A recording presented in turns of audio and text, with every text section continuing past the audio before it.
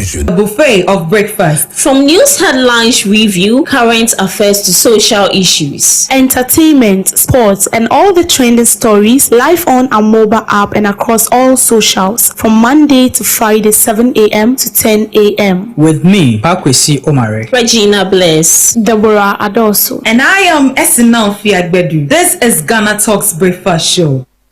This is Ghana Talks Breakfast Show, your morning companion.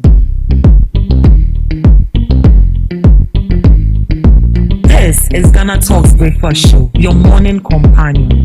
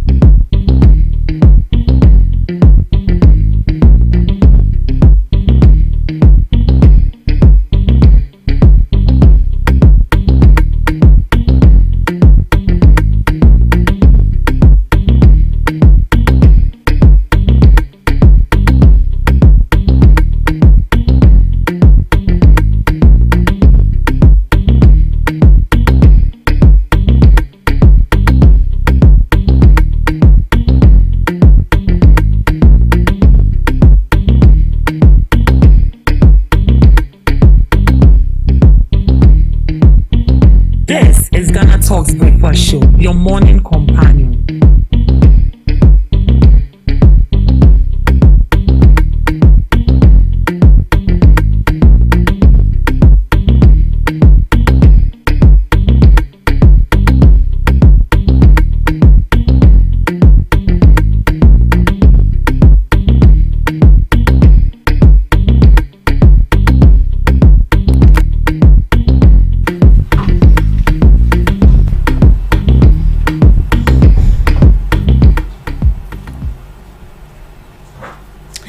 Good morning, Ghana. Good morning, lovely listeners of Ghana Talks Radio. You are welcome to the newspaper review right here on Ghana Talks Breakfast Show. We are here to kickstart your day with the latest headlines making waves in the news, from politics to business, from entertainment to sports, and everything in between. We got you covered with the most relevant stories. As usual, I am your host, Esinal Fiagbedu, and we are fortunate to have Madam Omari joining us in the studios today on our news headlines review. And I have here with me Miss Regina Bliss. Good morning, panelists. Good morning. How Madam are you Omari. doing? It's my mom here. How are we doing? We are doing great. How's the weekend? How's the weekend, Miss Regina? How's the weekend for you? Fantastic. Wow. Was it fantastic? Free? It was stress free, but stress kakra, bibia kakra. I see that. What about your mind? Mine was okay. I mean, I got to rest for like 1 hour 30 minutes. So, Yes. 1 hour 30 minutes. yeah, Oh, well, I saw Monday approaching like in 4 minutes. yeah. Yeah. 1 minute tempo. Yeah. Seconds. Monday came so early. Okay, so let's move right into our headlines for today. Hajj Village Project, not a pesewa of the taxpayers' money involved. This is from Kwache Ofosu, and this is what he has to say with regards to the Hajj Village Project. Minister of State for Government Communication, Felix Kwache Ofosu, has taken to social media to clarify recent misconception about the funding and the purpose of the Hajj Village Project. In a post on his official Facebook page, Mr. Kwache Ofosu explained that the Hajj Village is not funded by taxpayer money, as some have speculated.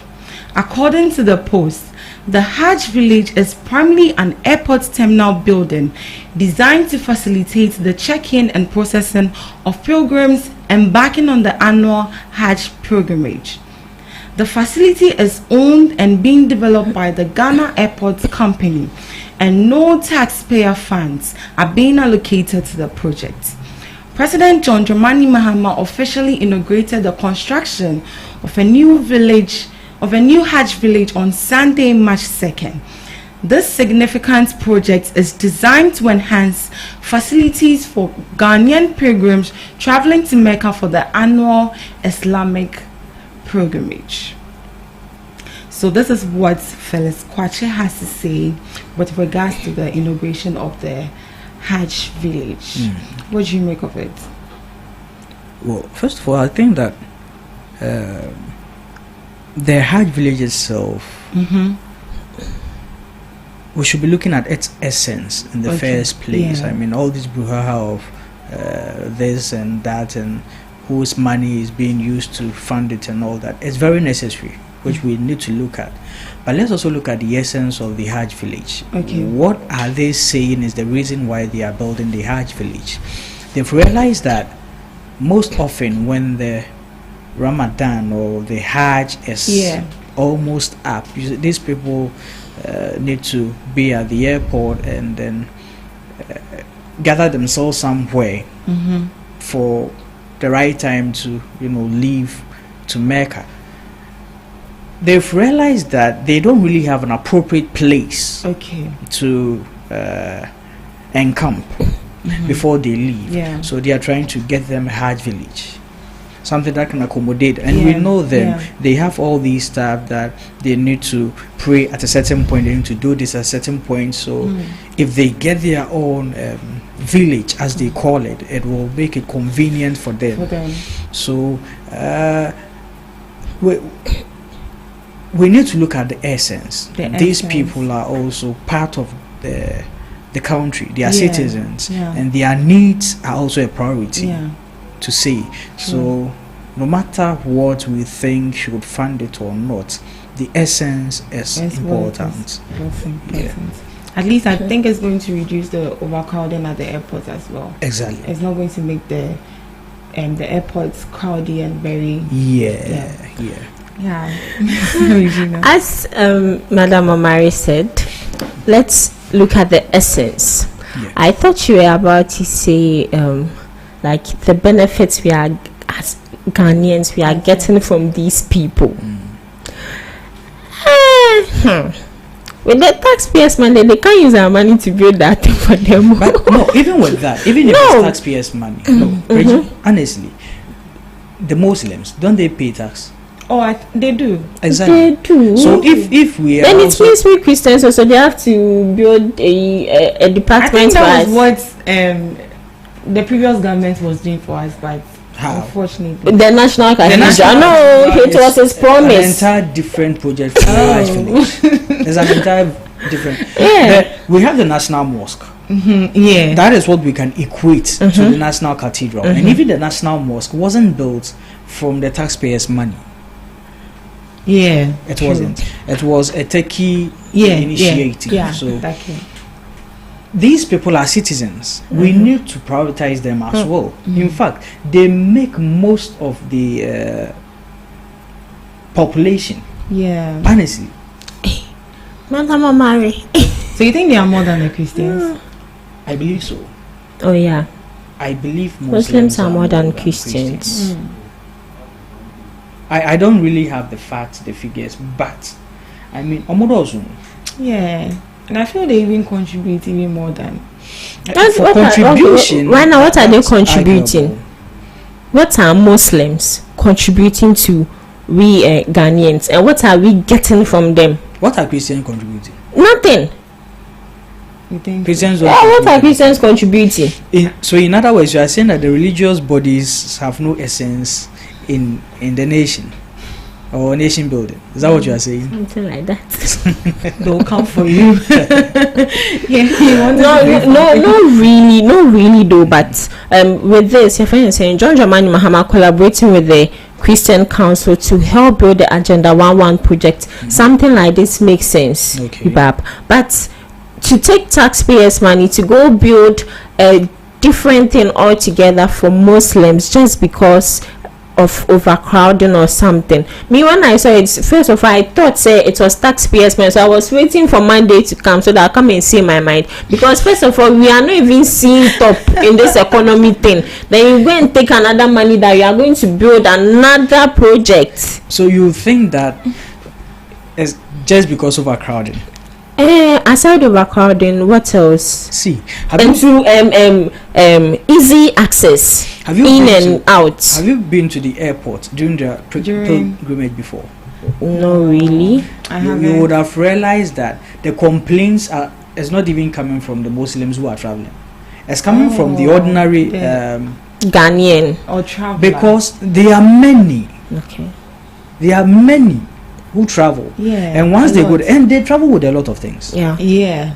So it makes you, who is not part of them, very uneasy. Yeah, uncomfortable. See, the funding of it is as essential as the essence of why they are building the Hajj village. It is. I still feel it's not the duty of the government to fund it. That is why the Ghana airport, they did it themselves, because there's no way this GhanaTalks radio entity would go to the government to make sure that certain thing is being provided for these people.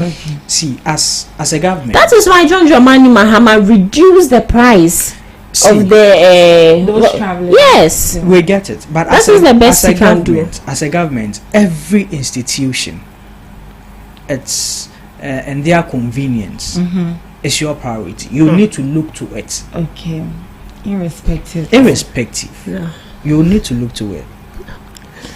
And I mean, I don't want to get into the funding of it. I want us to look at the essence of it rather because than the funding. See, when the National Cathedral came up, that conversation, had it not been the corruption which surrounded it, we would never have had any opposition or resistance to it. To the National Cathedral, because we feel like Ghana is a Christian nation, so anything Christian we need to absorb it, support it and all that. In fact, the chief imam donated money. I think it was more than 50,000 or is it 500,000 to support the National Cathedral. Yes, the chief imam did that. Wow. He did. Because for them, as at then, they've already had their national mosque. So if they are supporting, it's good. But I even think that these people should just look at all the conversation going on around the Hajj village and say that, you know what, we'll build our own thing. And they will build it in the next 6 months or so. Yeah, the Muslims are capable. Yeah, they are. They have. But it's all about government prioritizing staff. And secondly, they are citizens. Let's look at it from that angle. They are, but... And they contribute. The taxpayers money, they also pay tax. Yeah, they do. Yeah. Then they should build a national cathedral for us also. No, they won't. They shouldn't. We are also Christians. We are also paying tax. See, when I look at some of the gargantuan church buildings we have around, I don't even think we need a national cathedral. One should just be dedicated look to be a national church. Most of the artists come and then use the venue. Look at Action. Yeah, look Action at Chapel. Even look Perez. at Perez Stone. Hey, Look God. at Is it ICGC? ICGC. The one at Teshi. Yeah. Prophet Ampiakofi's church. I've forgotten. Is it the one at Spintex? No. It's at the Boshe, around Boshe there, Abogba Hachu area there. Okay. It's like a stadium. The one at Spintex too is also Too is very big. So you see, I don't think we really need a national cathedral as a nation. So you think the Hajj village is more essential? The Hajj village is very essential. Than the I mean, this cathedral. Yes, honestly, if we are to put it in perspective, in terms of priority, Hajj village is essential. Okay. Yes, it is. It is. Wow. But I just thank God it's not taxpayers' money, because at this moment we can't afford to even lose a dime. Well, I feel it's not really a necessity. Even though it's a necessity at this moment, it's not really a necessity. They can just make sure that all these things are being provided at the right time when our economy is stabilized. The important things that are supposed to launch are launched, initiated and all that before they can bring up this idea. But thank God it's not the taxpayers' money. but in all this too, who is actually to be blamed here? Are we actually blaming the government for being part of such an initiative? Nah, people thought it was the taxpayers' money they used to so now integrate it's been that. clarified that it's not the taxpayers' money. So I think you all should chill. Yeah. Do you know the funny thing? Do you know when this hard thing started? It started last year.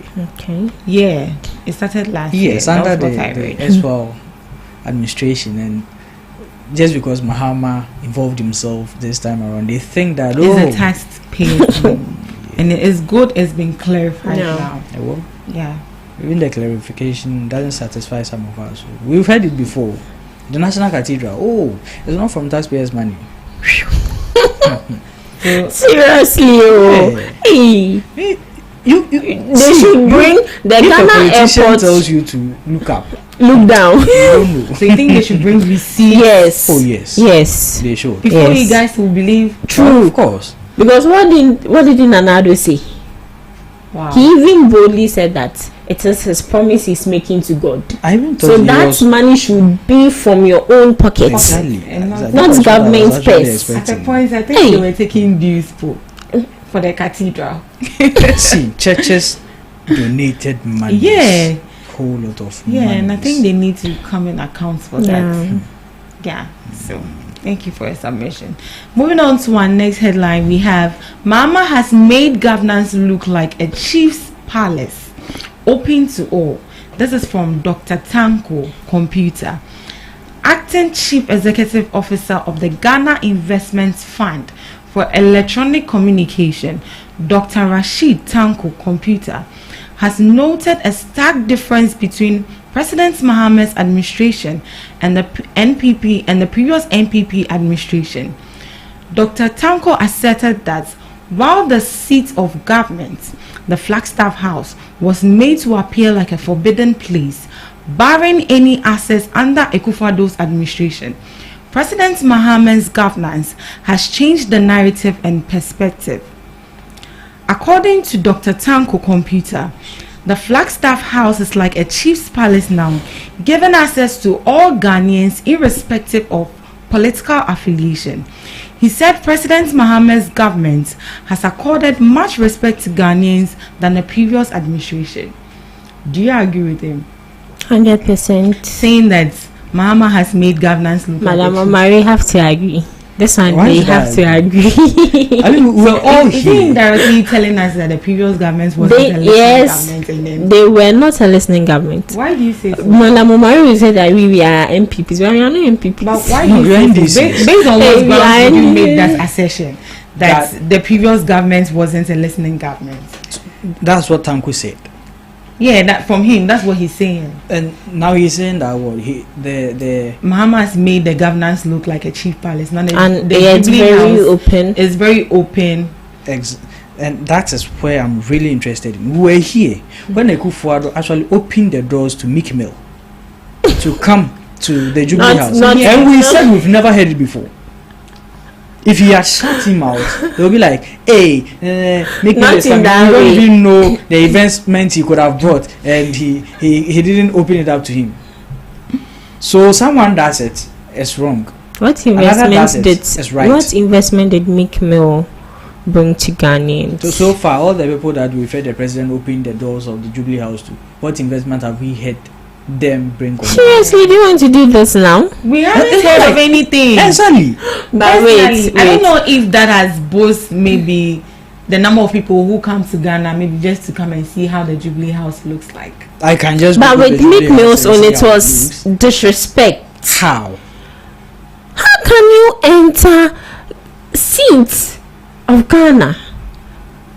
The seat of Ghana. I think he even used that as his studio to even shoot Ubab and was using profane words. Which words did you hear? Oh, I can't say that outside. Because you're a fan of Meek Mill? Are you a fan of Meek Mill? Using the F word. Okay. Last Friday, he released a track. It says it all. Then we ended right there. It says it all. He raps with emotions. I like the guy. I'm not saying that he can just come here and do whatever he wants, but I think Ghanaians we are picky. Mm-hmm. Once it's our favorites, we can find any justification for it. Once we don't like you, no matter what you do, if you like, come up with the cure for HIV, they will say, oh, you should have. What about diabetes? That's how Ghanaians are. Oh, it's true. I feel that what Mr. Tanko is saying, I would agree with him in the sense that let's take our industry players, for example, and people in the entertainment and movie industry. Now they have the chance to be in government also. They are being appointed, they are being given a role to play. I feel that is what he's trying to say. But in the past governments, something of that sort wasn't really there. Oh, they appointed people. They did, but it's, as he said, like a forbidden place for you to get access to that place and just say be a protocol. But now it's open to all. To the extent of even President Mahama suggesting that we should use that place for the sitmas celebration. Yeah. I think for that one it's just because he wanted to cut it off. Yeah. You could have used any other location. Like maybe where? Because any other location is going to come with a cost. A huge cost. Yeah, true. So, true. But it's also a great move from him because not all people, not all leaders will even consider that. Even though we say there's no money, there's still money, and they'll just say the little money that we should just use it for the intended purpose of it. But for him to go to the extent of making sure that the sit match celebration doesn't go deep or doesn't cut deep into the government's purse, it's a great move. We need to applaud him, unless you disagree with me. I'm not disagreeing. I mean, thank you. Whatever saves the country money. But do you think the governance, Mahama's government, have made the place look like a chief's palace where people are able to voice out their issue? Well, I mean, I don't think it should just be attributed to the Jubilee House. Okay. Like the government, the administration has made communication rightful. Let me put it that way. Yeah. We are now enjoying the freedom of speech. Yeah. Back then, there are some things that you can't even come out to say. In fact, yesterday there was a write-up from the former appointee of the Ghana Films Association. Like all these things were going on, you were enjoying this, and you couldn't come out to talk. So why now?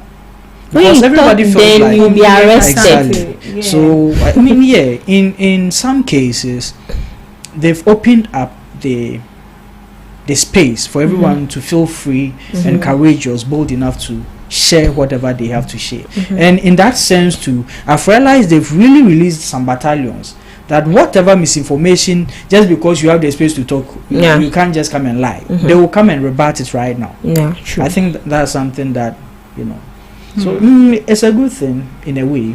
In a way? Yeah. What's the other way? I mean, the other way is that too much noise. People are just talking. I just don't like us, and that's fine. So moving on to our next headline. We won't allow NPP to distract government unnecessarily. Mustafa Bandi, Deputy Director in charge of operations at the presidency, has criticized the New Patriotic Party for its approach toward the ruling NDC government. His comments come in response to the NPP's plan to deliver what they call the True State of the Nation address, which is happening on Tuesday, March 4th. This follows President John Dramani Mahama's State of the Nation address on February 27th, which the NPP claims failed to address critical national issues and misrepresented Ghana's current state. In a statement dated February 28th, the NPP criticized President Mahama's address for lacking a comprehensive and accurate assessment of the national trajectory since he assumed office on January 7th. So Gbemi urged the NPP to reconsider its stance and apologize rather than persist with what's described as arrogance and insults. So NPP is set to deliver the True State of the Nation's address, God willing, tomorrow, March 4th. And they are saying that in President Mahama's State of the Nation address, he failed to bring certain things to light. Do you think that's true? Do you think Mahama wasn't true enough with the state of the nation? Do you think he wasn't genuine with us? That is why the NPP want to do a True State of the Nation address. I mean, let's be fair. Okay. Let's be fair.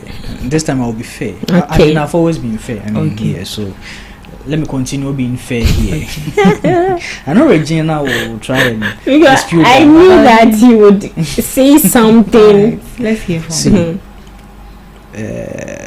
we don't expect him to. I mean, he was on limited time. He can't say everything.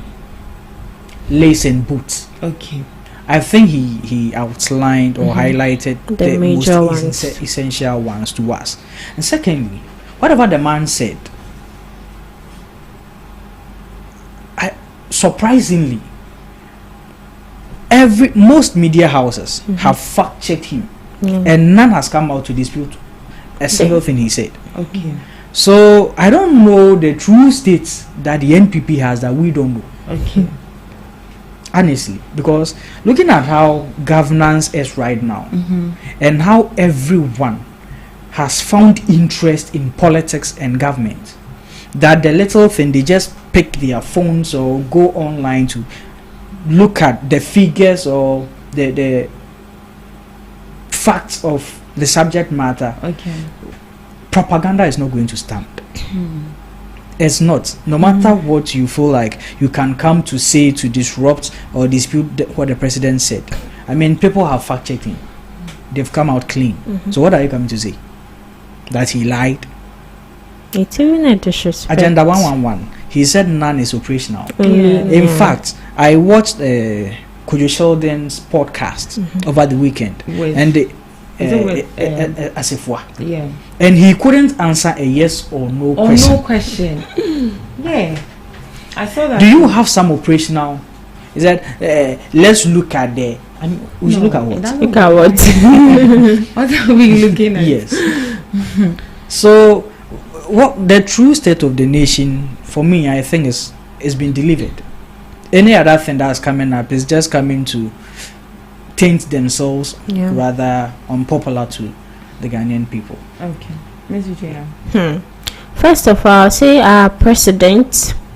This is not in disrespect to anyone, but our president is very matured and very intelligent. It's the way Regina presents the president. He's very mature, very intelligent. Oh, allow. And don't block my shine. I'm not blocking your shot, but it seems that you favor the man in a certain way. That's what we do to politicians, No, and then no. they will turn around and show I us say you give Pepe. honor to whom honor is Yeah, due. you see, we are all here. President Mahama will take Ghana out of this mess. Trust me. Hey, This is not a prophecy. continue. All right. Please give us a submission. So that's what I was saying. Mahama is matured and intelligent, because when he was giving the State of the Nation address, he specifically said he's not here to paint anyone black. But he did. He didn't. Really? He just gave the factual thing as it is. He just pinpointed, as you said, gave the key important thing. But he said that the economy was run by most like it was like a criminal court. It was something. a crime scene. Yeah, and that's painting someone black. Who did he paint black? Who He didn't mention anyone's name. Who was managing the economy? He was just then? being objective. Yes. Just Who was telling us- managing the economy? See, if Mahama was supposed to paint ex-presidents black, that day there will be war. You Hey. think so? Yes, Really? because I feel that there's a lot of things he could have said, but he chose to ignore it and just bring what is important. Because why would you even cry over spilled milk? Okay, so what are you expecting from the minority with regards to what they are yet to deliver? as the Micro- true state of the nation? Mini minority. What are you expecting from them? I'm not really expecting anything, because whatever they want to say, we Ghanaians, we already know. There's nothing new under the sun. We already know what they want to say. We know that they want to paint this current government black. They want to disrespect this current government. As Alexander Fenyo-Makin said, he has not even started with the NDC yet, meaning there's more to come, and we are also ready for him. We'll give it to him boot to boot. Wait. Wait. We'll give it to him. So now you see. No. Now you see. We'll give it to him. It's not like the NDC will also. No, be but ready he for- started it. But No, that was it. No. What should we say? We'll give it to him. No, Are you that- part of the no. NDC administration? I'm not part of We the are not NDC. part So we'll give it to him. I'm just being fair here, How? because Who's if not being MPP does something bad, we will give it to them. If NDC also does something bad, we give it to them. Fenyo didn't say I'm coming to do something bad against the NDC. Afenyo went to an interview and said that he's yet to get started with the NDC government. The little he's doing, he's just doing it. He has not even started yet. The little he's doing is not any bad thing. He's just trying to be objective. He's criticizing. To the extent of telling someone to dance in a vetting room. It's not wrong. It's not wrong. It's It's not necessary, but it's not wrong. It's not wrong. It's not necessary, but it's not wrong. So how is it not wrong? Why is it wrong? To the see No, the how man is I the feel dance the man I related feel to what he's being vetted for? See. I mean, for the position he's being vetted for. How is See, the dance related aside to the that? position you are vetting the person for, you are vetting the person's personality as well. Okay. So I know that's you Attorney take it there. General. I actually knew you took personality. it there. We need to look at your personality. All right. So if I tell you to dance and you don't dance, okay, this guy is challenging. He might be arrogant. But He might be jokes aside, disrespectful. I feel that Alexander, he's pompous and How? disrespectful also. How? Really? No, Because- I'm not saying he's not. I'm only asking how. How? The chair for the vetting committee asked him to withdraw his statement. What did he do? He said he won't. He won't. Why won't you do that? Maybe he felt what he said was right. What's Just right? maybe that's what he felt. I'm not saying he was right. I'm saying that's what he felt. But it's subjective to him being, arrogant and pompous and all that. It's true, right? I'm saying it's subjective to that. But what are your expectations for the true state of the nation? What are you hoping for them to come and clarify? I'm hoping for them to come and clarify some good things that they might have done. That the we president don't didn't- know. Exactly, Mention. the president didn't mention. Because we can never say that they didn't do anything. But at do you all. have any good thing you think the MPP did? I mean, of course. The free Free SHS. SHS. Okay. The free SHS. It seems a good thing because it's helped the less privileged. And also in the education center, we look at the STEM. The STEM education. They really did well with that. Okay. Well, maybe the president he didn't really talk much about that, but it's something that is taking the educational sector to the next level. So I think he could have done much more with applauding the previous government on that. He didn't do it. There could be other things that they did that he didn't mention. So they want us to know that when so yeah. And I think they were also critiquing with regards to the debts that they said Ghana owns. That is Ghana owns with regards to the energy sector, with a 70 billion Ghana cedis. They are saying and that that's also cocoa board and so all I'm also hoping to hear from them if it's really that is the figure. But I mean, that's serious. If that's what the NPP is really planning to do, I think they will be shooting themselves in the foot. Because we've had neutral analysts. These are not party affiliated. We've seen them bash NDC. Even right now that NDC is in power, they've been holding the NDC's neck. But these people have come out to say that, in fact, they earlier reported all these debts. We can look at someone like Bryce Simmons. We can look at Austin Woods. These people came out with figures that we are in debt in this sector, and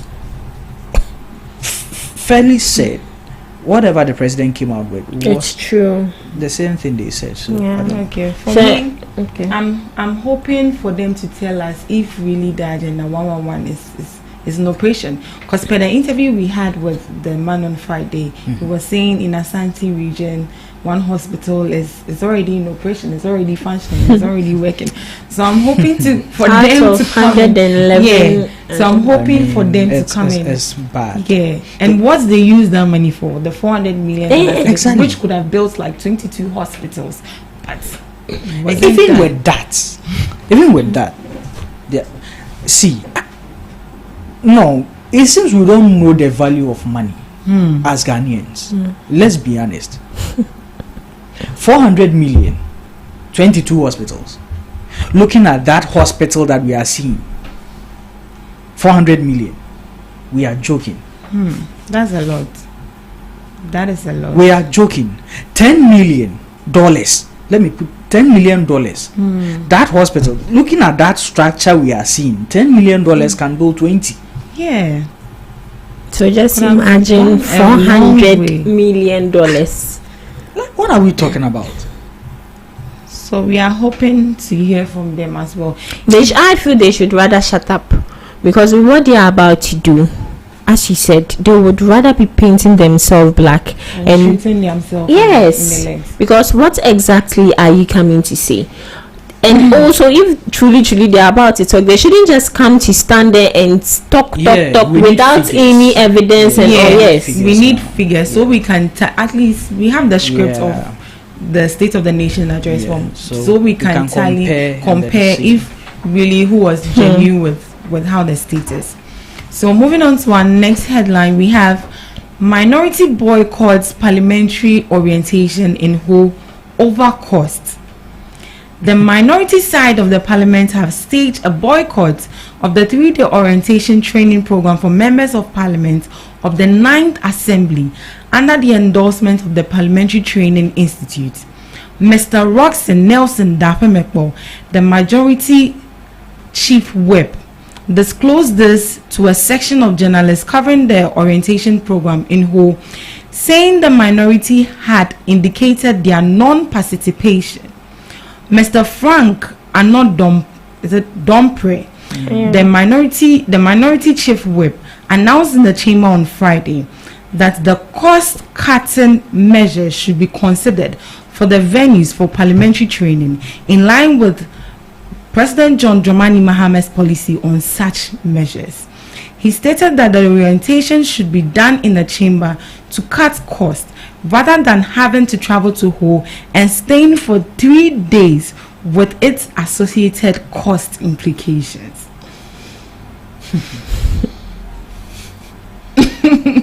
Almost orientation, normal yet.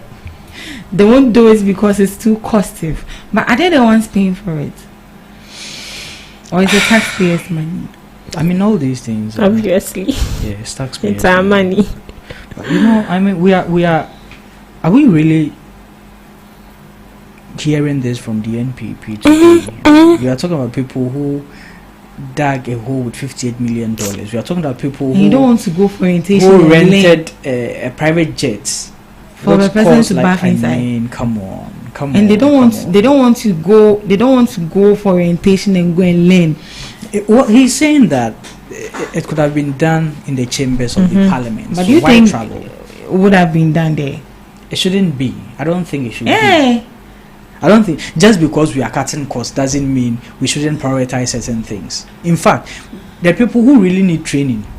I think there should be parliamentary training institutes, because what we are seeing from them, it seems they don't have any training for the positions they are holding. And true. I'm not going to mince words. Yeah. Do you see anything honorable about these people? No. Exactly. So they need that training, and that training shouldn't be it's not possible. Where you misbehave, that's where you want to be trained. Go somewhere and get the training. At least, look, let's be honest. A change of environment, it influences these things. Yeah, it does. It influences it. And secondly, no matter what we say, these parliamentarians are important too.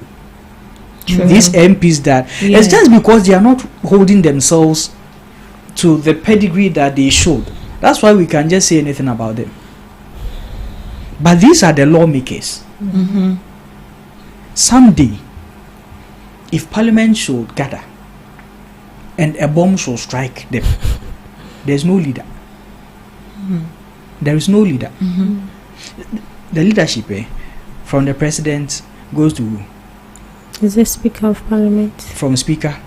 The minority and majority. No, Chief Justice. Chief Justice. And then it will come to the majority. And minority so, say obitu omadu no mbu 1 say position never leadership never from one MP to another. So they are important. But here. So some of these things we need to accord them with the necessities of it. They need that training. What course are we talking about here? What course are we talking about here? Go for the training. They called him silly. He doesn't want to be corrected from that silliness, so he doesn't want to go. He's talking about cost. He's talking about cost. I mean, it doesn't make any sense. And the funny thing is the deputy speaker is there, and he's an NPP man. He's an NPP MP. What is he doing about this? What's he saying? No, he attended the training. So you people are saying you won't go. The leader is there, so be there.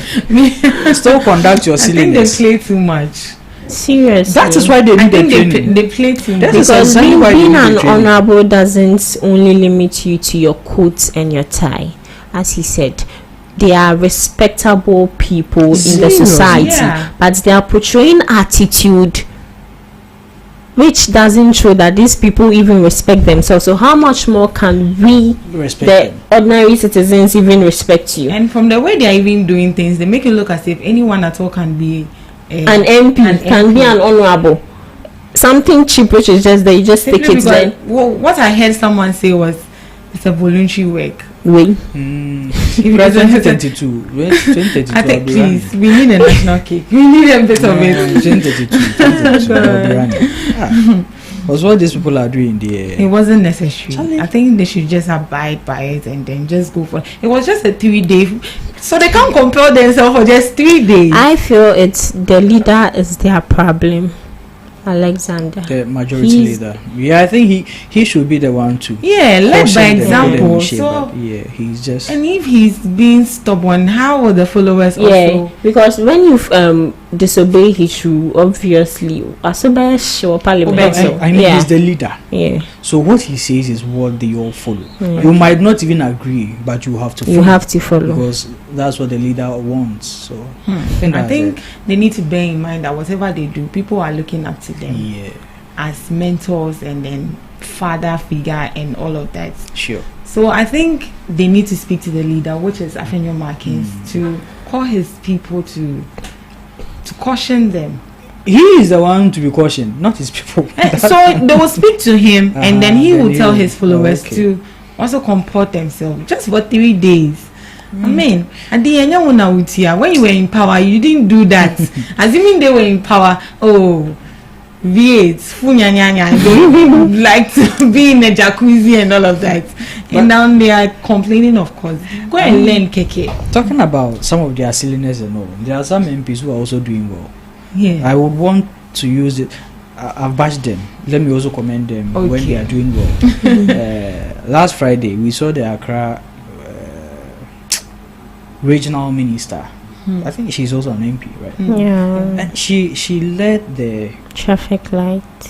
No, a cleanup session in Accra. Yeah. It was a great thing. Wow. True. She said that she was going to look at the traffic light. She's serving it. It's a great deed. Yeah. Edem Agbana, young guy. I mean, our age mates. The guy has actually set up a scholarship scheme in his constituency. Wow. Yes. And yesterday, they granted about 300 support to beneficiaries. Yes. These people are going to be taken care of throughout the education. Okay. He just got to parliament though. So these people can actually initiate some of these things, and they are there. Seeking for sirens to lead them in traffic. Really? All right. I'm just glad that at least the youth who were taken to parliament are showing the elderly people that, in fact, we know what's up. They are bringing some kind of creativity. They are doing well. Yeah. It's early days, but they are doing well. I'm just hoping that they continue like that and they don't give up in the middle of the road. Sure.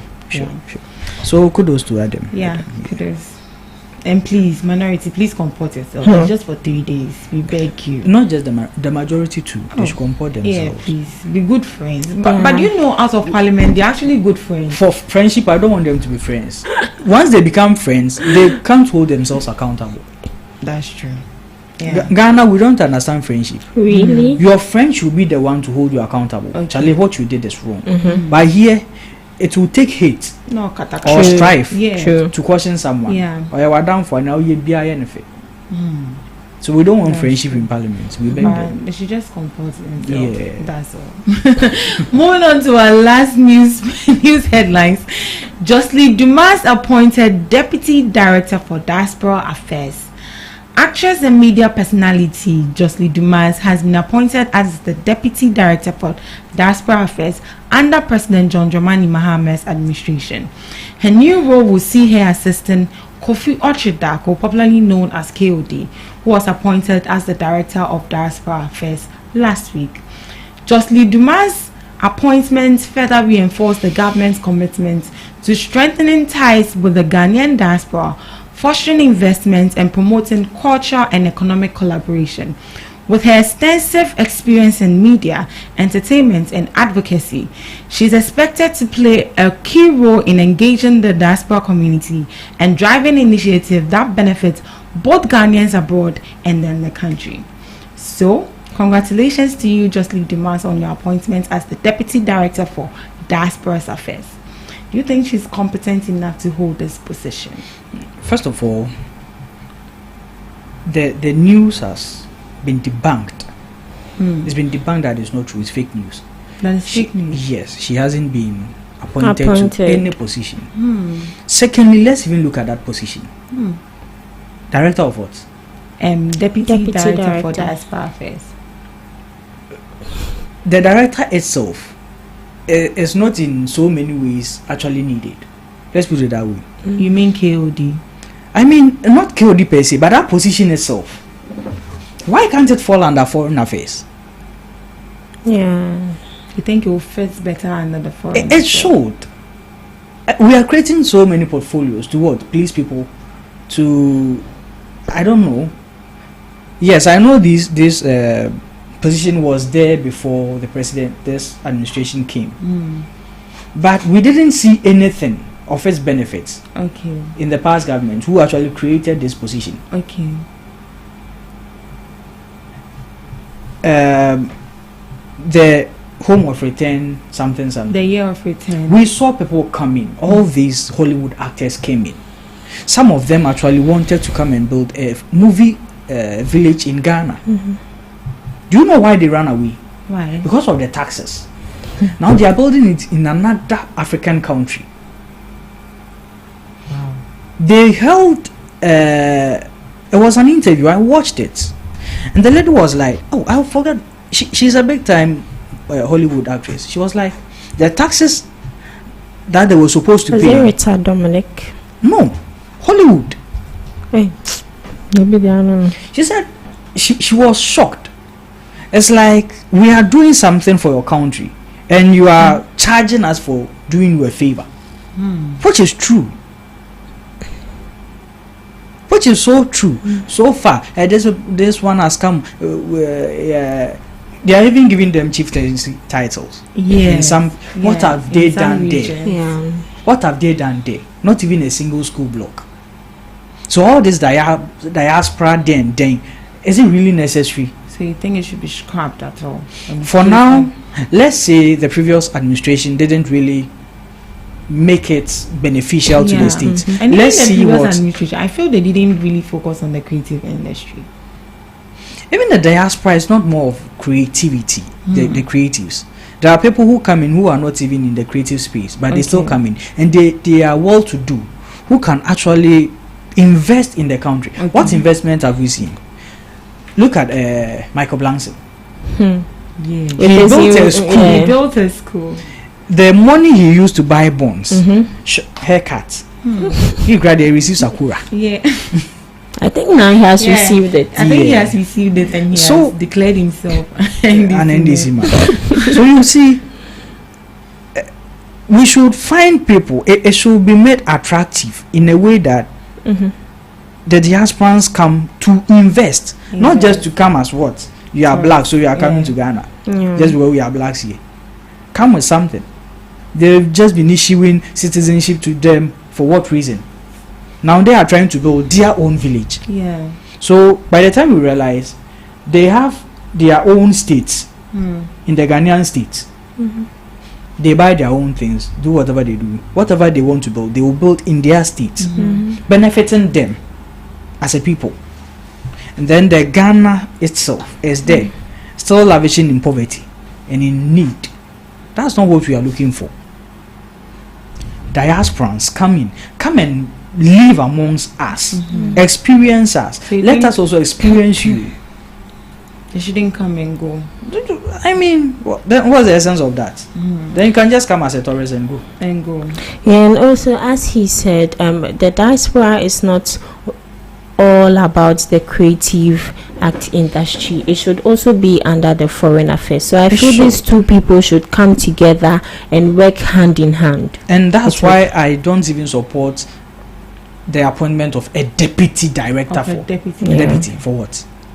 I mean, deputy or heading. Some ministers don't have deputies. We don't need some deputies for some ministries. Okay. Not to talk of diaspora office or whatever. See, all these things are really important too. If we should do what we are supposed to do with these positions, it is going to benefit the country very well. Some of these positions are actually the positions that can attract foreign investment. But look at what they are doing with it. Let's see what KOD will do with it. I don't hate the man. I just like him. He's very outspoken. I like him. But I'm not seeing him to really do much with the position he's been given. Oh, I don't. Okay. Yeah. And even with regards to the appointment of James Gardner and Kafui, people are saying that they are not competent enough to hold that position as in the National Film Authority. Let's let them work first. It's an appointment. It can be terminated anytime. Yeah. So let them work. We should put them on probation or something. Yeah. What I like about some of these appointments is that now they are appointing people from the industry to head the industry. Yeah. Now they know the ills of the industry. Yeah. If they come, well, we've seen some before. Obo was appointed into the Ghana Music head of something, and he failed woefully. Yes, so let's see. Yes, musical. Yeah. And he failed. Yeah. So let's see what these ones will do. What they also bring to the table. They are young, they are fresh. They might deliver. Yeah. We are just wishing them all the best and see what initiative and what innovation they bring to the industry. Yeah.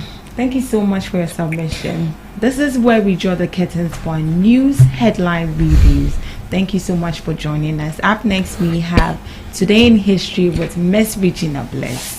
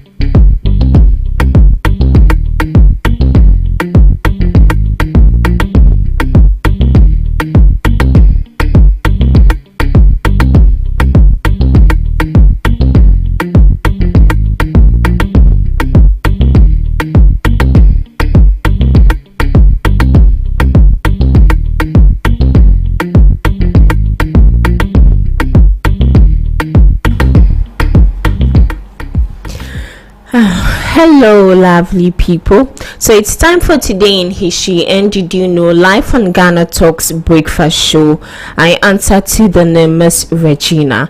So today in history, on March 3rd 1968, the then Ghana League champions Asante Kotoko beat touring English First Division side Stoke City by a 3-1 scoreline at the Kumasi Sports Stadium.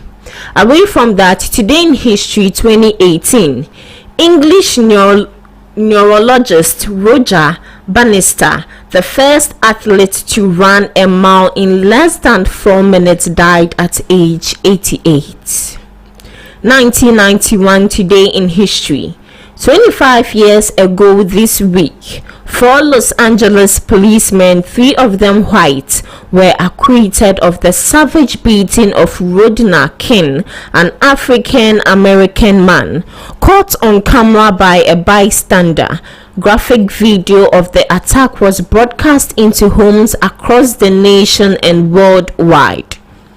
Fury over the acquittal, stoked by years of racial and economic inequality in the city, spilled over into the streets, resulting in 5 days of rioting in Los Angeles. Today in history 1934, American bank robber John Dillinger made a dose Los Angeles policeman escaping from prison at Crown Point, Indiana. 1931, today in history. The Star-Spangled Banner, written by Francis Scott Key during the War of 1812, was officially adopted as the national anthem of the United States by Act of Congress. Today in history 1820, Henry Clay helped win passage of the Missouri Compromise, which divided the United States over the issue of slavery for years afterward. 1933, inauguration of U.S. President Franklin. On this day in the midst of the Great Depression, Franklin was inaugurated as the 32nd U.S. president, and later he led the country out of the Depression and to victory in World War II.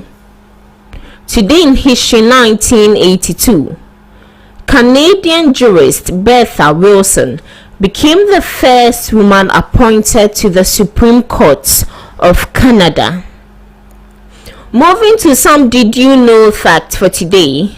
Did you know that Venus snow is a brightening of the radar reflection from the surface of Venus at high elevations? The snow appears to be a mineral condensate of lead-2 sulfide and bismuth sulfide precipitated from the atmosphere at altitudes above 2,600. That it snows metal on Venus. Did you also know that the Niagara Falls never freezes? Even though it may appear to during a deep freeze, during particularly cold temperatures, the mist and spray begin to form a crust of ice over top of the rushing water, making it appear as though the falls have in fact stopped. Did you also know that pineapples take about 2 years to grow and require full sun? A pineapple can take 2 to 3 years to develop, sometimes longer. Did you also know that animals and time perceive time differently than humans depending on their metabolic rate? Scientists have shown that animals' ability to perceive time is linked to their pace of life. The rate at which time is perceived varies across animals. And that's all for today on Today in History and Did You Know? Thank you so much, Miss Regina Bless, for that insightful message. Thank you. Pineapples take how many years? 2 years? 2 to 3 years. 2 to 3 years. Yes, before you can eat it. Wow. I didn't know that. And I didn't know they have to be exposed to. I didn't know they had to be exposed to the sun before. Really? Yeah. Hey, into baby pineapple, it will take you like 2 years. So you see, at times, in fact, as a fruit it takes a longer period of time to develop. I thought pineapple, so it's a season for everything. Tomato say ni season beba, pineapple ni season beba, mango ni season beba. That's how it is. I see, but pineapple 2 years there. As I chill, Madam Omari. It will make you even growing behind your house, backyard garden, Nah, pineapple. It takes a lot of time and patience. All right, thank you so much for joining me today on our news headlines and then Today in History and Did You Know? This is where we draw the curtains, and at 8 a.m. we'll go for the news, and right after the news we have a discussion coming up with Omari and I. Please stick and stay with us.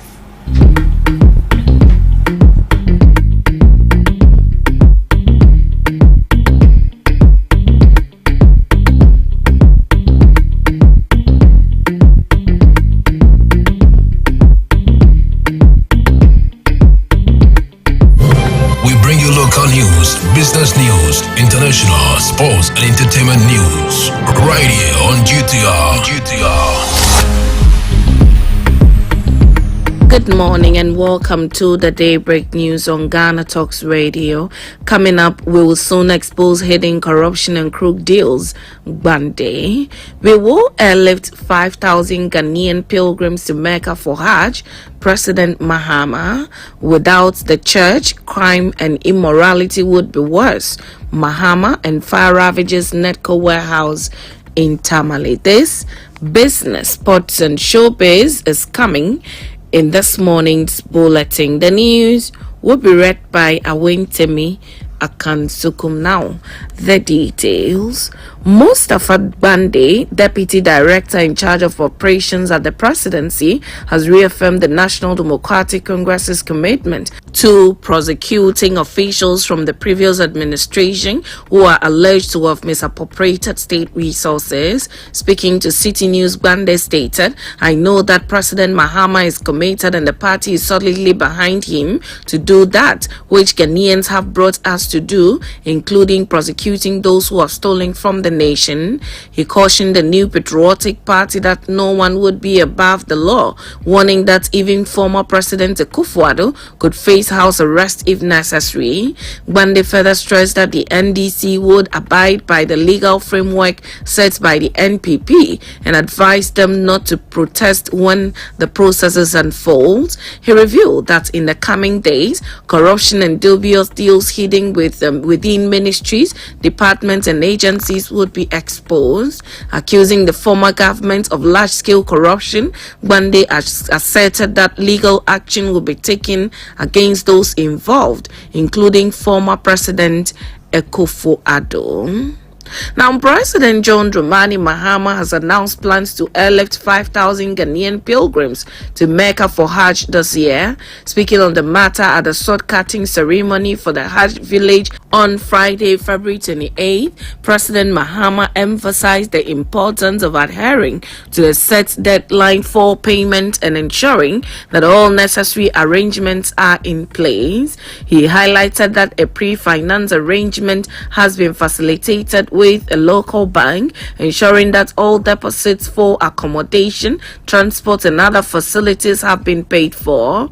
President Mahama also instructed the task force to strictly adhere to the 5,000 pilgrim limit, preventing any last-minute rush and complications. Have instructed the hard desk task force that they must cut off at exactly 5,000 and not go beyond the 5,000. We don't want the previous situation where people rush with late payment and we are unable to airlift them and become complaining. He added.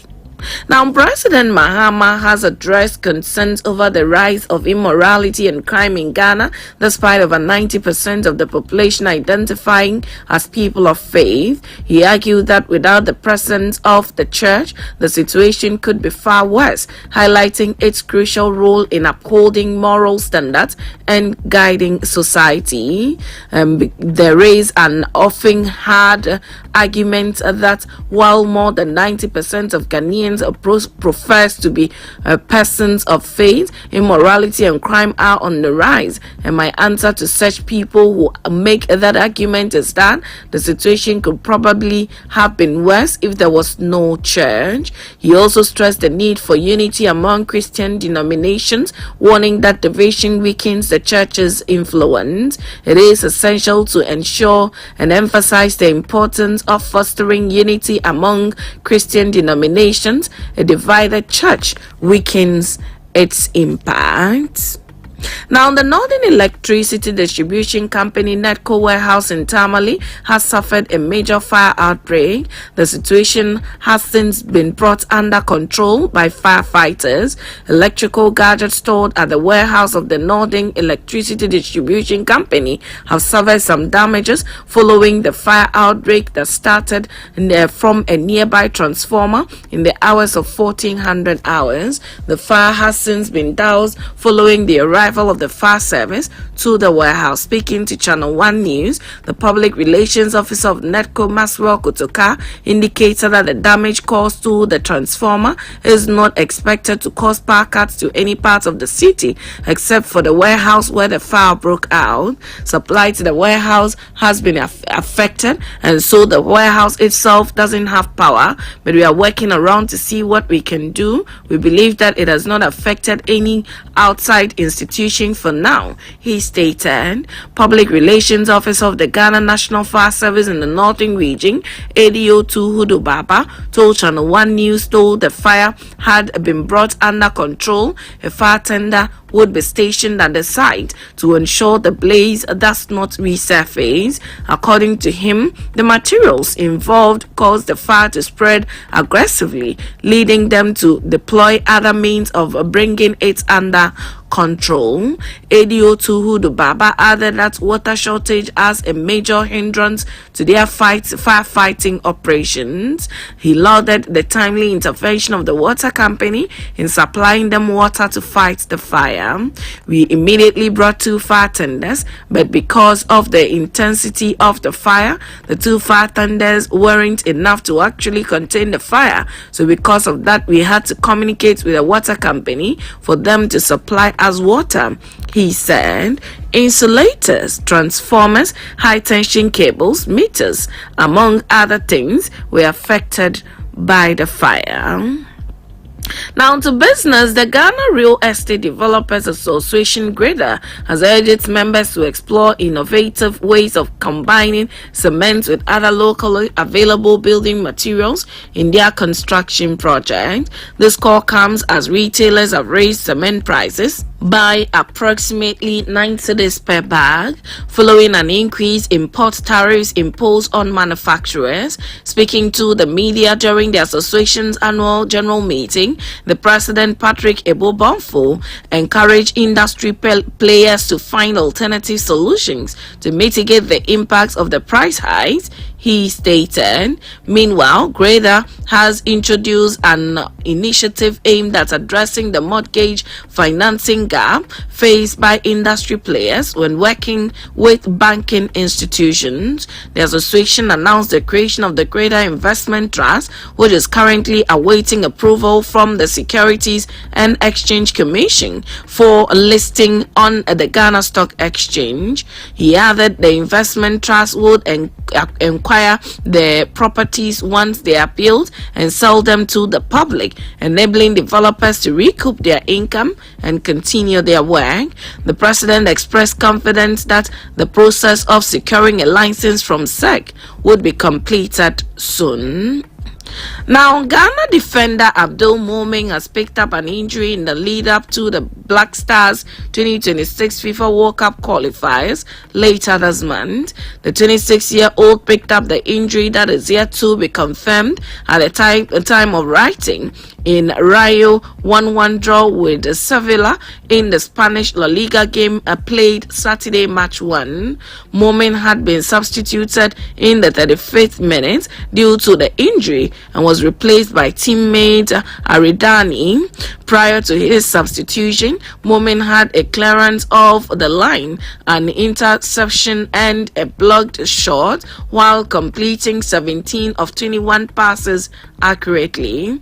Momin's injury comes in the lead up to Ghana's national men's football team upcoming 2026 FIFA World Cup qualification games against Chad and Madagascar. The Black Stars takes on Chad March 21 at the Accra Sports Stadium before moving over to Morocco to play Madagascar March 24th due to CAF ruling Madagascar's host venue unfit to host the qualifiers. Momin has been in and out of the Black Stars but has been one of the best defenders in La Liga in 2 straight seasons.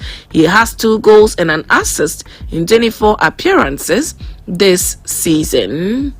Now, Association of Ghanaian Creative, a group of art stakeholders, is petitioning President John Dramani Mahama to revoke the appointment of Kafui Danko and James Gardner to the National Film Authority. Kafui Danko has been appointed as the Executive Secretary of the NFA, with James Gardner as head deputy. However, in a change.org petition, Association of Ghana Creative is requesting the president rather consider other options. According to them, Kafui and James lack the competence to handle those positions. We, the undersigned members of the Association of Ghanaian Creators, urge the government to appoint qualified visionary leadership at the NFA.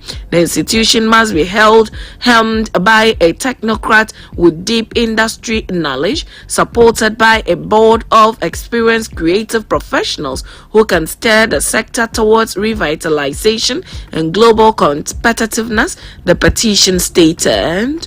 The group intimates that the appointment of an unqualified CEO signals a departure from excellence, particularly when contrasted with the legacy of Juliet Ya Asantewa Asante, a Harvard-trained industry leader who brought groundbreaking initiative to the NFA and successfully brokered distribution deals with major players like MTN. They have therefore suggested the following film professionals to be given the position: George Bosompim, National Film Institute, GAFTA; Jim Awindo, Film and Television Strategist; Akofa Ejeni Asiedu, veteran filmmaker and policymaker; Professor Linus Abraham, media and communication expert; Akosia Abdallah, film education and policy expert; Ms. Nicole Ametefio, pioneering filmmaker and industry advocate. And that's it with the Daybreak News on Ghana Talks Radio. Log on to www.ghanatalksradio.com for more of these stories. The news was read by Awentemi Akansu Kumasi. Thanks so much for making time. Good morning.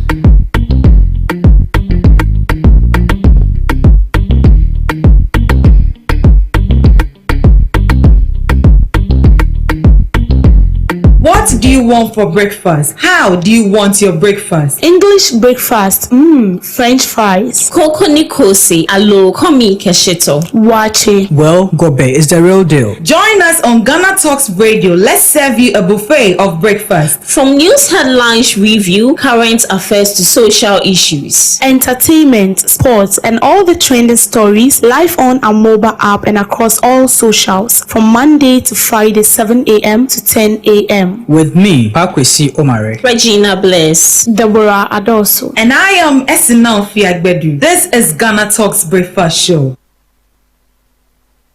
This is Ghana Talks Breakfast Show, your morning companion. This is Ghana Talks Breakfast Show, your morning companion. This is Ghana Talks Breakfast Show, your morning companion. Ghana Talks Radio, #1. This is Ghana Talks Breakfast Show, your morning companion.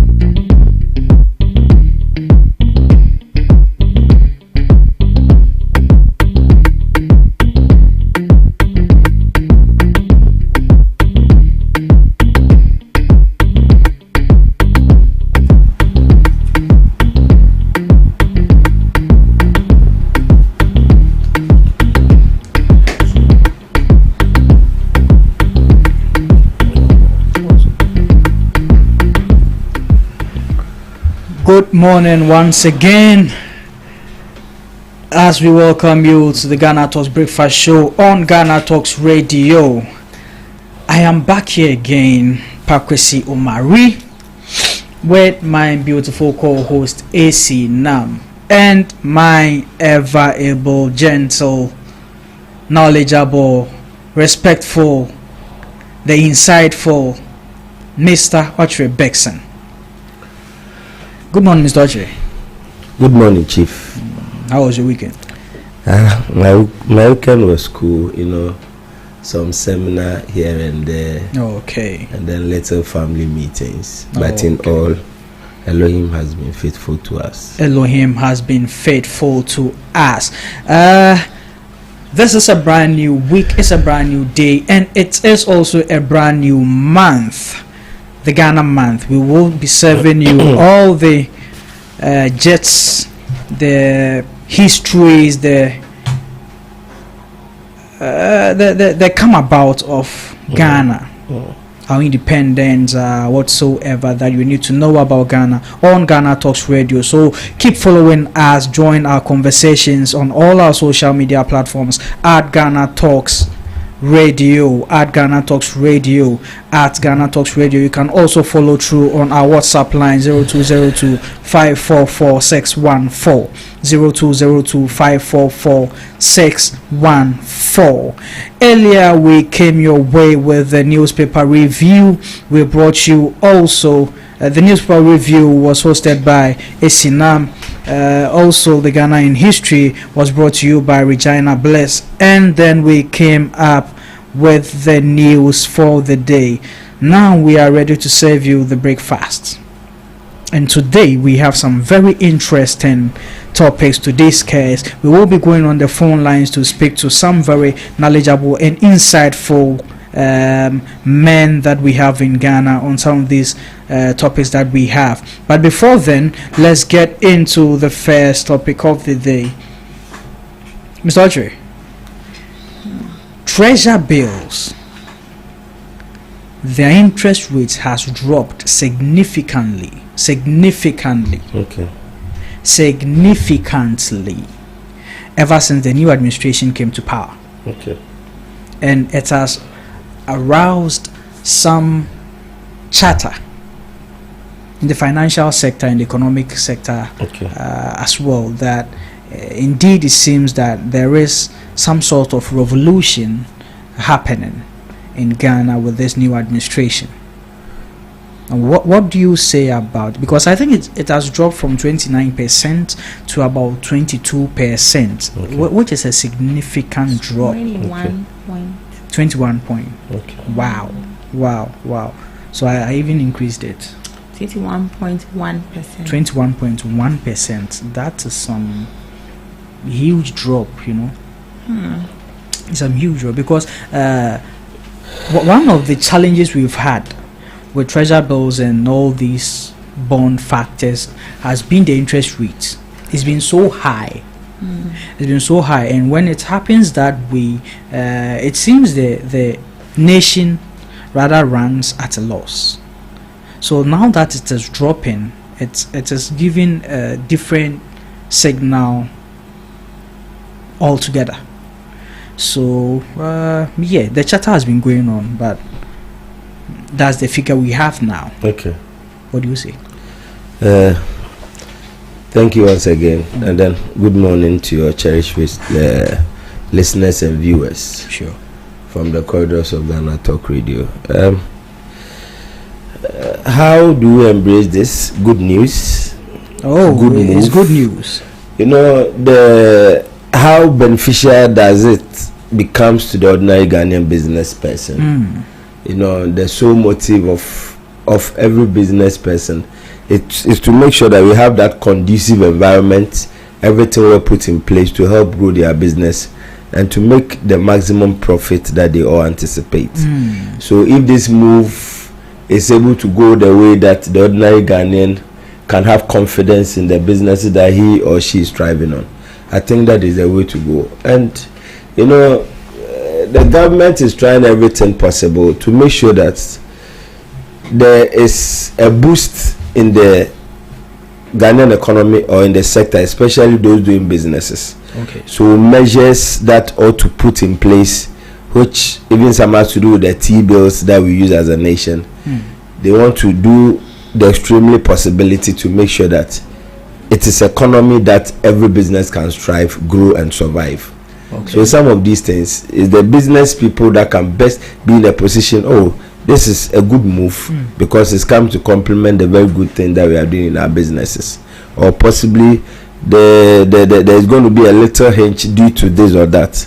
But in all, I believe that as we have our ups and downs as business people, any situation that comes along the line, we try to make good use of the situation to able to maximize the kind of profit that we are doing as business mungus or tycoons. Okay. But first off, I want to understand what the treasury bill is and how it works here in Ghana. Well, I'm not so strongly economically inclined when it comes to things of this nature, but I believe the business community, it comes as a sense of news to them.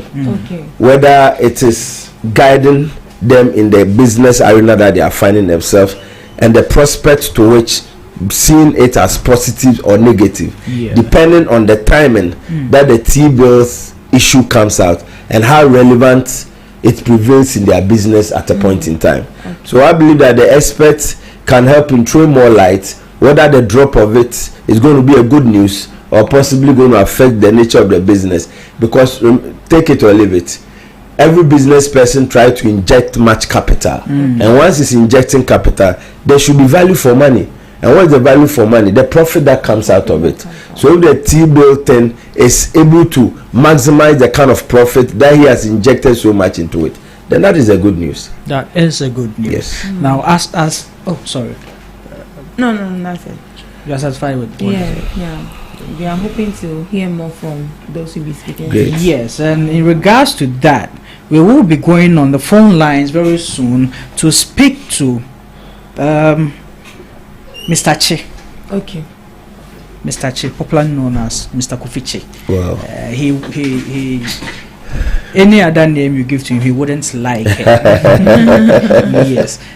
Let me read a little bio about him. Okay. He's a qualified ACCA and a fellow of ICA Ghana, over 40 years experience in public and private service. Wow. I'm telling you. Experience day.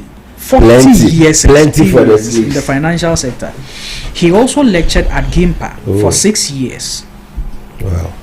GIMPA for 6 years. As an adjunct lecturer to 3 universities. Wow. Was the director of finance at GBC, Ghana Broadcasting Corporation. He was the director of finance at GBC. Now he's retired, but not retarded. So practicing as a chartered accountant. Retired, but not retarded. Work still in progress. Work still in progress. And then he is a founding member and the first chairman of the Ikuapem District Society of Chartered Accountants. Okay. The founding member. Wow. And first chairman of the Ikuapem. Yes. Chartered Accountants Society. That's a big achievement, I must say. His portfolio is immense, inspiring and encouraging as well. Yes. He is a founding member and chairman of Retired Chartered Accountant Association of Ghana. Wow. Is he? Chartered. It's ringing in my ears. and I know of her that he is a managing partner at Che and Associates Chartered Accountants. I know that one for sure. I know. He's a big mind. Hey, big is understatement. That is it. So we will be going on the phone lines very soon to speak to him regarding the financial improvement we've had regarding the T-bills. The T-bill. So he will give us more insight into what T-bills are. They are what do we call it? Benefit to the. Any questions you would want to ask him, I think yes. Okay. So I think we have him on the line. Let's go and speak to Mr. Che. Good morning, sir. Hello. Hello, good morning, sir.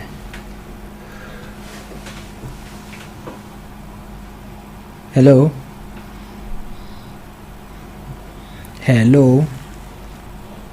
Okay, I think we are having some interferences with the line. So we'll go back and then speak to him once the lines are. Yes, so that's his portfolio. Wow. He has a huge knowledge and in-depth when it comes to these things. So we will get him on the line. Then we can ask him all the questions that we want to ask him. Yes, but it's the conversation ever since the announcement was made by the finance ministry that there's been a drop in the interest rate of the T-bills has been immense, especially, as Mr. Oche said, from the business sector, the people who are actually doing the real business in the country, and those who buy bonds and all that stuff. They feel like this is actually some great news, because it's been a while since they experienced some sort of relief in terms of this. So they think it's a good thing. But what do you think? I mean, we know we don't have that much experience in the economic and financial. But what do you think the new administration, the finance minister, has done to be able to achieve this? Because we've learned that there's been some rejection of some bids from him. So I don't know what the bids were that he rejected that kept the strength or the value of the treasure bill at wealth. Let me put it that way. For me, I think this success possibly just didn't happen overnight. Possibly the previous administration was on the verge, putting things in place, making sure that they dot the I's, cross the T's and stuff like that, to be able to bring us to this level. So ideally, someone made a move, started putting situations in place, making sure that things were properly aligned and positioned. And then when he also came, possibly he realized that no, this and this and this is in good shape, so let me possibly add this, let me do away with this, let's give room for this.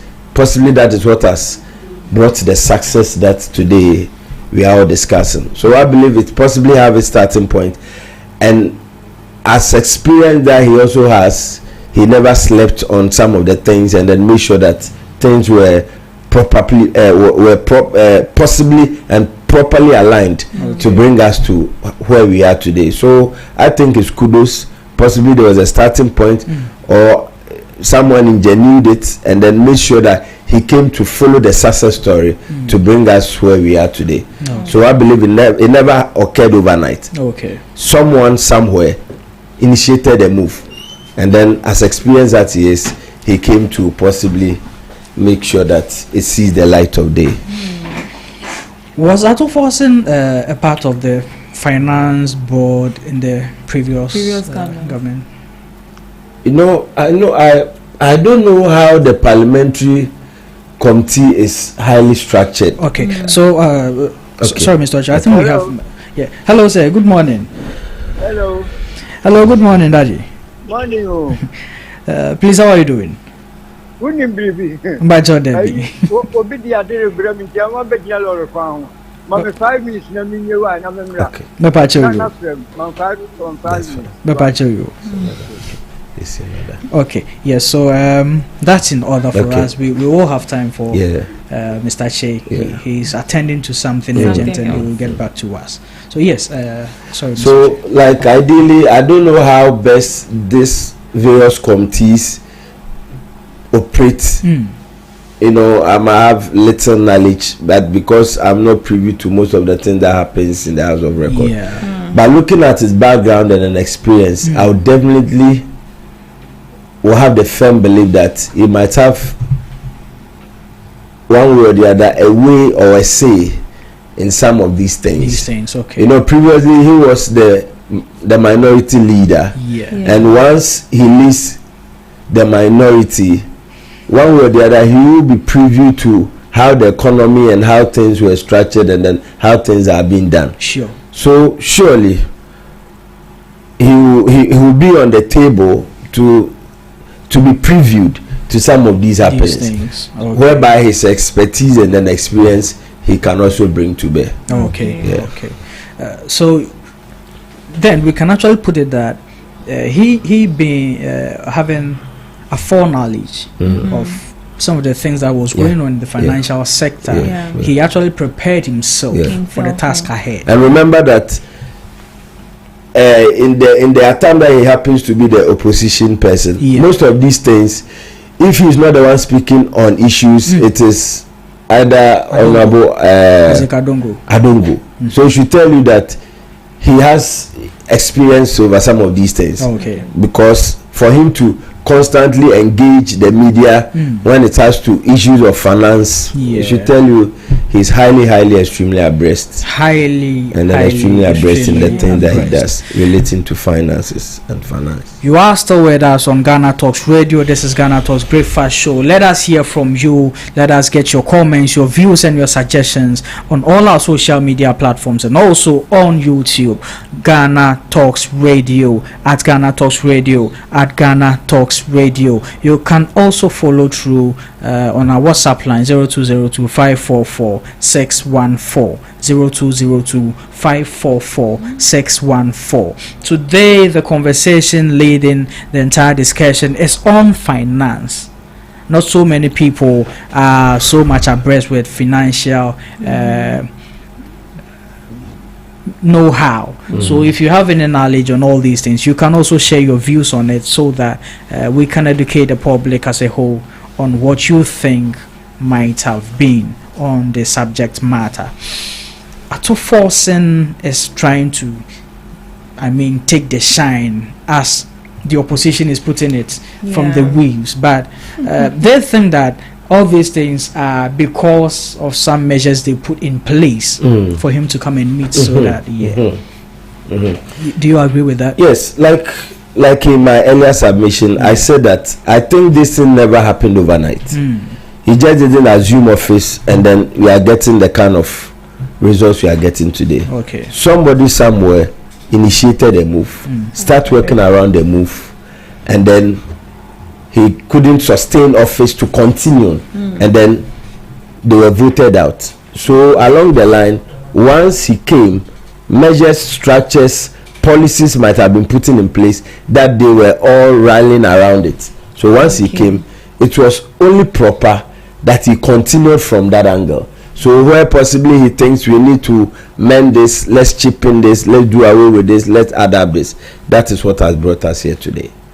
So he can't just take all the glory, so to put it, all the shine to himself, because somebody somewhere is part of the success story. So you just need to acknowledge the work that they equally did to bring us this far. Do you agree? What I wanted to ask was, he was in opposition, right? At a forcing. And then I'm sure he wasn't given that space, or maybe that free will to meddle in the issues with someone. Do you think that now that he is the finance minister, he has that space, or as in like he's now in his, how do I put it? He's now in his league, like his field, so he's able to bring out his experience and then what he can bring on board with regards to the T-bill. Sure, because I think, you see, for everybody in parliament, you have a role to play, being it either minority or majority. We are all building a nation. That's why you have various committees in the House of Parliament. That's why you have various committees, and then at every level of the committee, both minority and the majority constitute such committee, and your input is extremely needed to make progress in whatever we are discussing or possibly want to arrive at. So yes, his input might be taken, or your know-how on situation will be taken at the various committee level. But however, you see, you can have your say, and then the government of the day will have his way. So even though Honorable Ato might have a lot that he think it possibly ought to be done, but lady answer better than I. But I buy the power the bay more pump fan because said the anyone to Obama. So you think he was restricted? I wouldn't say he was restricted, but what I'm saying is that whatever input he had, then he could have still made it known. Okay. But the onus lies in the government of the day to either make use of your submission or let go of it. Right. Okay. Are you getting it? Yeah. But now that he's in the realms of affairs, his decisions will stand. Yeah. And once a sector minister, he will stamp his authority on some of these decisions and make sure that it is implemented to the latter. Okay. Now, I think we are fortunate enough to have Mr. Che back on the line. So let's get into the discussions with him. Good morning, sir. Morning. So please, how are you doing? I can't complain. I'm talking about that. We thank God. How was your weekend? So. Okay, so we welcome you once again on Ghana Talks Radio. This is Ghana Talks Breakfast Show. Thank you. Yes, sir. And greetings your listeners and your watchers. Sure. Esinam is smiling. After she heard your portfolio, she has realized she has a long way to go in education. So. A very long way. Yes. Sir, please, onto the discussions. There was a statement of relief, some will say, from the finance ministry that the treasury bill, its rates in terms of interest has dropped significantly from 29% to 21.1%. So first of all, please, what exactly is a treasury bill? Essie was asking that. So wants to know. And how it works here in Ghana. Let me go into history then. Yes, sir. In the UK, we have the Treasury, which the equivalent in Ghana is the Ministry of Finance. Okay. Right. So after the Second World War, and the British wanted to rebuild their city, they said, okay, now the government has got no money, so let us go to the public and borrow. And you know, Americans and British, they call the money, the physical money, they call it a bill. Oh, okay. Yes. So the Treasury went to the public to borrow in the form of bills. Yeah.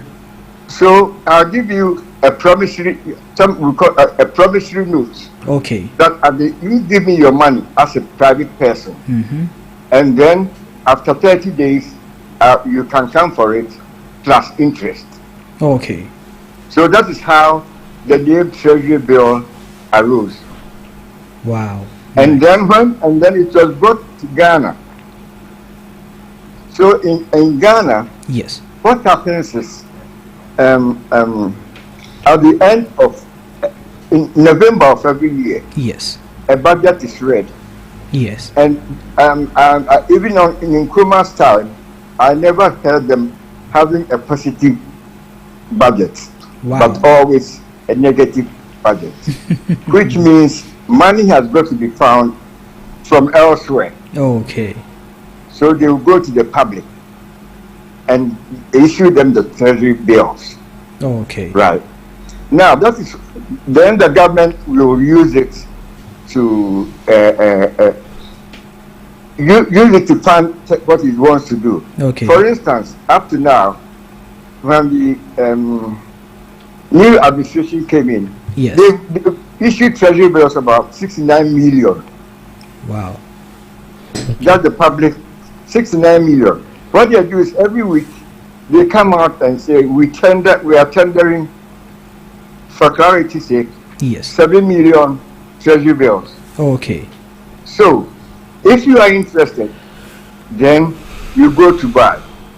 Now, why would you go for a treasury bill? As an individual? Investment. Oh, okay. So, there are reasons why people save. One, for transactive motive. Okay. Transactive motive in the sense that let me go and keep this one here, and I'll use it when I need it to do my business. Okay. And then there is the speculative motive. oh, very soon the interest rate is going to go up. So I'll go and buy now. Which is a lot of mistake people do. Oh. When you go to buy a treasury bill and they say the interest rate is 21, as you people are saying now. Yes, please. If you go to buy it now and it goes to 30%, you will still get your interest of 21%. Oh. Yes. So the interest is calculated as per when you bought the bill. Precisely. Okay. And the banks, you know, the bank buy them for you. Yes, please. Yeah. And then the bank will also keep it until it matures. Then you go for it. Okay. Now, if you are buying your treasury bill, you can, soon you buy it, they calculate the 3 months. If it's 90 days, they will calculate the 90 days interest and give it to you, so that you can go and chop that one. Until the 90 days, then you pay you whatever you invested. Okay. Or you do what we call a rollover. You buy it for another 90 days. Oh, okay. And then Sir, please, before we move on, the rollover, is it something that is optional, or it comes? Yes. Oh, okay. Yes, it's optional. You tell the bank, roll it over. That is, I'm buying it again instead of giving me the money. Oh, okay. Buy with it. All right. Okay. You see, Yes, and this is what people do this, so that he knows I've got 100,000. I'm just giving a figure. Now, if the interest rate is 21%, now it means within the 90 days you'll be getting 2,100. Yes. So then I will divide the 2,100 by 3 months, and it's 700 a month. Okay. And if I can live on 700 a month, then I'll put my money in there. Okay. You see, Yes, that is what we call as savings. Okay. Now, the gentleman before me, I think I've been watching bits and pieces. Yes. Says Yes. the effects Yeah. that the treasury bills Yeah. have on their businesses. Yeah. One, the interest rates is not determined by the Bank of Ghana or the Ghana government.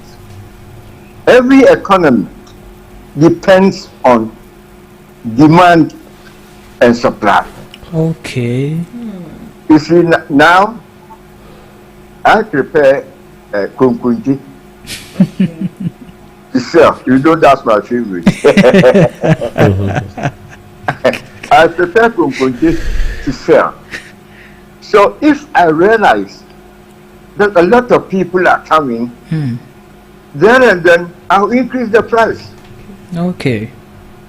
And if people are not coming, then I'll reduce the price. And that is what we call demand and supply. And supply. Okay. And the price of everything is depends on the demand and supply. Okay. So if more people are going for the treasury bills, Yes. obviously the rate will come down. And Wow. if not, then it will go up to attract you. Oh. Yes. Okay. So that's the trick. That's the truth, yes. So they can, once people are not coming, then they will increase the rate to attract you. Exactly. Attract you To attract you. Wow. This is educative. This is very educative, because this has been the part that people haven't really been getting. Yeah. Exactly. Yes. Wow. Because wow. they say invest. Yeah. And treasury bills are what we call short-term investments. If you want a medium term, you go for the bonds. Okay. You see, these bonds that people have been crying over, Yes. it's over 10 years. Because the government has got to borrow from the public to go and pay interest and interest on loans and the capital on loans from outside. Okay. You see, so all those work, we could the baby and the color now.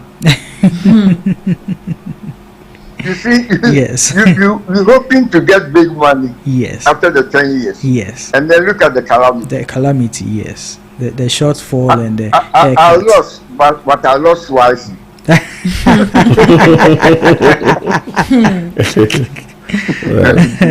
Yes.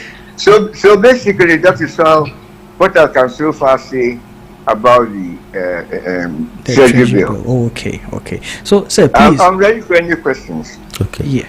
I want to ask a question. Okay. The renowned Mr. Che. Yes. I humbly want to know this. I want to ask this question. How beneficial does the drop becomes for the ordinary business person in Ghana? How does it benefit the business person? The drop in the treasury bill. Now, let us assume you're a businessman. You've ordered goods from China. China just came to name. And you expect the goods to come in 3 months' time. And if you are going to put the money under your bed, you know the consequences. Exactly. If it's in your pocket, you know the consequences. Yeah. So the best thing to do is to go and buy the bills. As soon as your goods get here, you go and redeem your bills and use the money to pay your duties. Okay. Okay. Are you with me? Yes, please. Yes, please. Yes, please. Now, one thing too is, as a businessman, you buy treasury bills for 300,000, and you want a loan from the bank. The bank, you buy the treasury bills from the bank. You take your treasury bills to the bank, and they will give you 70%